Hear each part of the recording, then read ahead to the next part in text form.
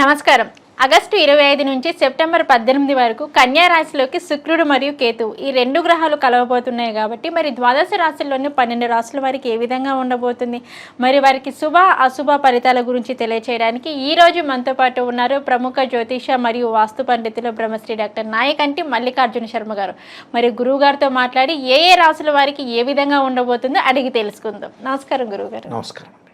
గురువుగారు, ఆగస్టు 25వ తారీఖు నుంచి సెప్టెంబర్ 18వ తారీఖు వరకు శుక్రుడు మరియు కేతువు కన్యా రాశిలోకి రెండు గ్రహాలు కలవబోతున్నాయి కాబట్టి మరి ఈ 25 రోజులు మరి మిథున రాశి వారికి వచ్చేసి ఎటువంటి ఫలితాలు ఇవ్వబోతున్నారంటారు, మరి వీరికి ఎలా ఉండబోతుంది అంటారు ఈ 25 రోజులు అనే దాని గురించి అయితే మాకు తెలియచేయండి గురువు. తప్పకుండా అమ్మ. ఓం శ్రీ గురుభ్యో నమః. శుక్రకేతువుల యొక్క కంజంక్షన్ ఆగస్టు 25వ తారీఖు నుంచి సెప్టెంబర్ 18వ తారీఖు వరకు కూడా 25 రోజుల పాటు శుక్రకేతువుల యొక్క కలయిక బుధక్షేత్రంలో ఉండటం వల్ల ఏ విధంగా ఉండబోతుంది. శుక్రుడు సుఖాన్ని, భోగాన్ని, సౌఖ్యాన్ని, కళత్రాన్ని ఇచ్చేవాడు శుక్రుడు. కేతువు జ్ఞానాన్ని ఇచ్చేవాడు. అలానే భూ సంబంధమైన వ్యవహారాలు, గృహ నిర్మాణము, రైతులు, అగ్రికల్చరు, కెమికల్ కంపెనీసు, మెడికల్ సంబంధించిన విషయాల్లో కేతువు జ్ఞానాన్ని ఇచ్చేవాడు కూడా కేతువే కాబట్టి తీర్థయాత్రలు, పుణ్యక్షేత్రాలు ఇవన్నీ కూడా తెలిపేవాడు కేతు. అంటే కుజవత్ కేతు అంటారు. అంటే ప్రమాదాలు, రోగాలు, ప్రయాణాలు, కోర్టు సమస్యలను కూడా తెలిపేవాడు కేతు. మరి వీళ్ళకి ఏ విధంగా ఉండబోతుంది మిథున రాశి వాళ్ళకు చూస్తే, శుక్రగ్రహం అనేది ఎప్పుడూ కూడా 1, 2, 4, 5, 8, 9, 11 స్థానాల్లో మంచి చేస్తాడని గోచారం తెలుపుతుంది. గోచార రత్నాకరణలో కానీ, గోచార ఫలప్రదర్శనలో కానీ, గోచారం అంటే this is the transit system అంటారు. కేతువు 3, 6, 11 స్థానాల్లో సుఫలితాన్ని ఇస్తుందని, మిగతా స్థానంలో మిశ్రమైన ఫలితాలు, మిగతా స్థానంలో చెడ్డ ఫలితాలు ఇస్తుందని మనకి గోచారం తెలుపుతుంది. ముఖ్యంగా ఈ గోచారంలో మనం చూసుకునేటట్లయితే చతుర్థ స్థానంలో శుక్రుడి యొక్క సంచారం వల్ల ఏ విధంగా ఉండబోతుంది. వాహన ప్రాప్తి కలిగే అవకాశాలు ఎక్కువ ఉంటాయి. అంటే వాహనాలు కొనుగోలు చేస్తారు, లగ్జరీగా వెళ్ళే అవకాశాలు ఎక్కువగా ఉంటాయి. అలానే లగ్జరీతో పాటు ఏదో రకంగా వాళ్ళు వస్త్రాలు కొనుగోలు చేయటం, బంగారు ఆభరణాలు కొనుగోలు చేయటం, ఓన్లీ 4 వీలరే కాదు 2 వీలరు కొనుక్కోవచ్చు. వాళ్ళ వృత్తిపరంగా ఏదైతే వాహనం కావాలో వెహికల్ అలాంటిది కొనుగోలు చేసే అవకాశాలు ఎక్కువ ఉంటాయి. అంటే క్రయ విక్రయాలు జరగటం ఒకటి, ఎగుమతులు దిగుమతులు, ఉద్యోగపరంగా అనుకూలంగా ఉంటుంది. ఆర్థిక స్థితిగతులు మెరుగుపడతాయి. ఆర్థిక స్థితిగతులతో పాటు ప్రతి దానిలో కూడా వాళ్ళకి అనుకూలమైన ఫలితాలు వచ్చేందుకు సూచనలు బాగా ఎక్కువగా ఉంటాయి. అంటే ఉద్యోగంలో కొంత ప్రమోషన్లు రావటమే కాకుండా వ్యాపారంలో కూడా వివిధ వ్యాపారాలు చేయాలని ఒక ప్రణాళికాబద్ధంగా వెళ్ళే అవకాశాలు ఉంటాయి. అనేక మార్గాల్లో ఆదాయాన్ని చేయాలని ఒక నూతన ఒరవడితోటి వాళ్ళు ఆలోచన సరళి మారిపోతుంటుంది. ఈ శుక్రగ్రహం వల్ల తల్లి ద్వారా కానీ, తండ్రి ద్వారా కానీ, అంటే పిత్రార్జితము, మాత్రార్జితం అంటారు. అంటే మాతృ సంబంధించిన అర్జితము అంటారు. అంటే మాతృ సంబంధించిన డబ్బులు కానీ, తల్లి సంబంధించిన ధనం కానీ వచ్చే అవకాశాలు ఎక్కువ ఉంటాయి. అంటే తల్లి తరఫున బంధువులు కానీ, తల్లి కానీ, తండ్రి కానీ, తండ్రి సంబంధించిన బంధువులు కానీ, వీటి ద్వారా కొంత డబ్బులు వచ్చే అవకాశాలు ఎక్కువ ఉంటాయి. అంటే ధనం మూలం మిదం జగత్, అంటే వీళ్ళకి డబ్బులు వచ్చే సూచనలు బాగా ఎక్కువ ఉంటాయి. ఆకస్మికంగా ధనలాభం కలగటం, అలానే నూతన వ్యాపారాలు చేయాలనుకుంటారు, విదేశాలకు వెళ్ళే అవకాశాలు ఉంటాయి. వివాహం సంబంధించిన శుభ కార్యక్రమాల్లో కూడా పాల్గొంటారు. అంటే వివాహ కార్యక్రమాలు, మంచి సంబంధాలు రావటం, గతంలో ఏదైతే సంబంధం రాకుండా చాలా సంబంధాలు కూడా రాకుండా అబ్బాయి మెచ్చటము, అమ్మాయి మెచ్చటము కొన్ని జరుగుతుంటాయి ఇన్సిడెంట్స్. అంటే వాళ్ళు కానీ వీళ్ళు కానీ మెచ్చకపోవటం, రకరకాలుగా అబ్బాయికి రకరకాల క్వాలిఫికేషన్ లేకపోవటం, జాబ్ లేకపోవటం, అసెట్స్ లేకపోవటం, రకరకాల కారణాలు ఉంటాయి. ఆ రీజన్స్ అన్నీ కూడా తొలగిపోయి వివాహం పరంగా వాళ్ళకు అనుకూలమైన వాతావరణం ఏర్పడుతుంది. అంటే స్త్రీకి కానీ పురుషుడు కానీ మంచి సంబంధం వచ్చి వాళ్ళకు వివాహం అయ్యే సూచనలు ఉన్నాయి. అంటే వివాహపరంగా ఓకే. దానితో పాటు బంగారు ఆభరణాలతో పాటు ప్రతి దానిలో కూడా ముందుకు వెళ్తారు. అంటే జాప్యం లేకుండా ఇష్టకామ్య సిద్ధిరస్తుంటారు. అంటే వాళ్ళైతే కామ్యము అంటే ఇక్కడ కోరిక అని అర్థం.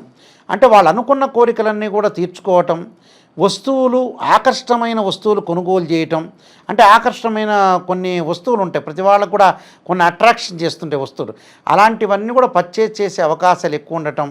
అలానే సుఖాన్ని, భోగాన్ని, అలానే విందులు, వినోదాలు, శుభ కార్యక్రమాల్లో పాల్గొనే అవకాశాలు ఎక్కువగా ఉంటాయి. అంటే వీళ్ళ పెళ్ళిళ్ళే కాకుండా వేరే వాళ్ళ యొక్క పెళ్ళిళ్ళకు కూడా వెళ్ళే అవకాశాలు, తీర్థయాత్రలు, విహారయాత్రలు వెళ్ళే అవకాశాలు ఎక్కువ ఉంటాయి. పిల్లలు మటుకు చదువు పట్ల మటుకు శ్రద్ధ చూపించాలి, అంటే ఆసక్తికరంగా ఉండరు అని అర్థం ఈ రాశి వాళ్ళు. ఆరోగ్యం అనేది కొంత కుదుటపడే అవకాశం అనేది ఒకటి ఉంటుంది. దాంతోపాటు మరి చతుర్థ స్థానంలో కేతు యొక్క సంచారం కూడా ఉంది కదా, రెండో ప్లానెట్ అనేది కూడా ఉంది కదా. అంటే శుక్రకేతువులు ఎప్పుడు కూడా బుధక్షేత్రంలో కంజంక్షన్ కావటం వల్ల కేతు యొక్క ఫలితాన్ని మనం చూస్తే తల్లి యొక్క ఆరోగ్యం అనేది చాలా ఇంపార్టెంట్గా తీసుకోవాలి. ట్రావెలింగ్ చేసేటప్పుడు, జర్నీ చేసేటప్పుడు, కొత్త వాహనాన్ని తీసుకొని జర్నీ చేసేటప్పుడు కొంత అప్రమత్తంగా ఉండటం చాలా మంచిది. అంటే అతివేగం అనేది పనికిరాదు. కాలం ఎప్పుడు కూడా మనతో పాటు నడవడు, కాలం నడుస్తుంటుంది. చాలామంది కూడా చెప్పేటప్పుడు కాలం ఒకే రకంగా ఉంటుంది. వింటర్ వస్తుంది, సమ్మర్ వస్తుంది, రైన్ సీజన్ వస్తుంది, మామూలే అవన్నీ కూడా. సీజన్ అనేది 3 సీజన్స్ ఉంటాయి. ఆ 3 సీజన్స్ కంటిన్యూ అవుతుంటాయి. కొన్ని మార్పులు కలుగుతుంటాయి కాలంలో కూడా. అయితే కాలంలో కొన్ని మార్పులు జరిగినప్పుడు ఏంటంటే కొద్దిగా కాలం కాటేయక ముందే మనం సర్దుబాటు చేసుకోవడం చాలా మంచిది. బంధుమిత్రులతో విరోధ భావాలు, స్నేహితులతో కొంత విరోధ భావాలు, డబ్బులు ఇచ్చిన వాడు మళ్ళీ రిటర్న్ ఇవ్వలేకపోవటం. అంటే మనం ఏదైనా డబ్బులు ట్రాన్సాక్షన్స్ చేసామనుకోండి, మళ్ళీ రిటర్న్ ఇచ్చేవాళ్ళు ఇవ్వరు. భూ సంబంధమైన వ్యవహారాల్లో కూడా కొంచెం జాగ్రత్తగా ఉండాలి. అంటే భూమి కొనుగోలు చేస్తాం, గృహ నిర్మాణం చేపట్టాలనుకుంటాం, ఇలాంటి విషయాల్లో మటుకు భూ సంబంధమైన వ్యవహారాల్లో మటుకు కొద్దిగా జాగ్రత్తగా ఉండటం చాలా మంచిది. గృహ నిర్మాణం చేపట్టేటప్పుడు, అలానే మనకి బిల్డర్స్ తోటి కానీ, అలానే ఇంటి ఓనర్తో కానీ మాట్లాడేటప్పుడు కానీ, ఫైనాన్షియల్ పరంగా కానీ కొద్దిగా మనం జాగ్రత్త పడి ముందుకు వెళ్ళాలి. అంటే డిస్టర్బెన్స్ కాకూడదు, డిస్ప్యూట్స్ కాకూడదు. ల్యాండ్ను కూడా కరెక్ట్గా చూసుకోవాలి. కెమికల్ కంపెనీస్ వాళ్ళకి కానీ, అలానే మెడికల్ కానీ, ల్యాబొరేటరీస్ కానీ, ఇలాంటి వాళ్ళందరూ కూడా కొద్దిగా అజాగ్రత్త అనేది పనికిరాదు, శ్రద్ధ పెట్టాలి, ముందుకు వెళ్ళాలి. విదేశాలకు వెళ్ళే ప్రణాళికలు మటుకు కొద్దిగా అమలు చేసే అవకాశాలు ఉన్నాయి, కానీ వెళ్ళరు. కానీ కొంత ప్రణాళికాబద్ధంగా ముందుకు వెళ్ళాలని కొంత ఆలోచన చేయటం అనేది జరుగుతుంటుంది. వీళ్ళు కొన్ని పరిహారాలు చేసుకొని ముందుకు వెళ్తే వాళ్ళకి బెటర్ లైఫ్ వచ్చే అవకాశాలు డెఫినెట్లీ ఉంటాయండి. ఓకే గురుగారు, మిథున రాశి వారికి వచ్చేసి మరి వీరికి ఎలా ఉండబోతుంది 25 రోజులు, అలాగే వీరికి ఎటువంటి ఫలితాలు రాబోతున్నాయి, వీరికి ఇంకా మెరుగైన ఫలితాలు కావాలి అనుకుంటే ఎటువంటి పరిహారం చేసుకుంటే వీరికి ఇంకా అద్భుతంగా ఉంటుంది అంటారు గురువుగారు? గణపతి యొక్క ఆరాధన చేయాలి. అంటే కేతువుకి, రాహుకు అధిష్టాన దేవత దుర్గాదేవి అయితే కేతువుకి అధిష్టాన దేవత గణపతి. గణపతిని ఆరాధన చేయాలి. కేతు యొక్క దోషం పోవటానికి మనం గణపతి యొక్క ఆరాధన చేస్తే మనకు ఆ దోషం అనేది తొలగిపోతుంది. గణపతిని ఎలా ఆరాధన చేయాలి? మనకు ఆగస్టు 25 నుంచి సెప్టెంబర్ 18వ తారీఖు వరకు ఆ రోజుల్లో సంకష్టాల చతుర్థి వ్రతాన్ని కానీ, అలానే మనకి బుధవారం కానీ అస్థా నక్షత్రం కానీ వస్తే ఆ రోజుల్లో తప్పకుండా గణపతిని ఆరాధన చేయాలి. గణపతిని ఎలా ఆరాధన చేయాలి? మనం బంకమన్ను తీసుకొని చక్కగా ఆవు పేడ కలిపి విగ్రహాన్ని తయారు చేసి మనం ఆరాధన చేయాలి. అంటే గరికతో ఆరాధన చేయాలి. అంటే గణపతిని ఎప్పుడు కూడా ఆరాధన చేయటంతో పాటు 12 గాయత్రి మంత్రాలు ఉంటాయి. అంటే తత్పురుషాయుధే వక్రతుండాయ ధీమహే తన్నోదంతి ప్రచోదయాత్ అనే మంత్రాన్ని చక్కగా చదువుకోవాలి. అంటే బుధవారం కానీ, బుధహోరలో కానీ, ప్రదోషకాల సమయంలో కానీ, అస్థా నక్షత్రం ఉన్న రోజున కానీ గరికతోటి ఆరాధన చేయాలి. గకార అష్టోత్తరంతో గణపతిని పూజ చేస్తే అంటే వీళ్ళ కాలయాపన జరుగుతుంటుంది జీవితంలో. ఆ కాలయాపన పనులు జరగకపోవటం, సందిగ్ధ స్థితి ఏర్పడటం, మానసికంగా ఒత్తిడి.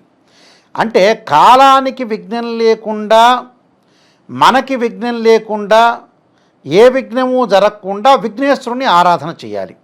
చేయటం వల్ల ఏంటంటే లైఫ్లో ఏది కూడా మనకు విఘ్నం లేకుండా ఉంటుంది. కాబట్టి మనకు జాప్యం తగ్గే అవకాశాలు ఉంటాయి. కాబట్టి మనం గణపతిని ఆరాధన చేస్తే మనకు మంచి జరిగే అవకాశం ఖచ్చితంగా ఉంటుంది. ఓకే గురుగారు, మిథున రాశి వారికి వచ్చేసి ఎటువంటి పరిహారం చేసుకుంటే వీరు ఇంకా అద్భుతమైన ఫలితాలు పొందుతారు అనే దాని గురించి అయితే మాకు తెలియజేశారు. ధన్యవాదాలు గురువుగారు. నమస్కారం.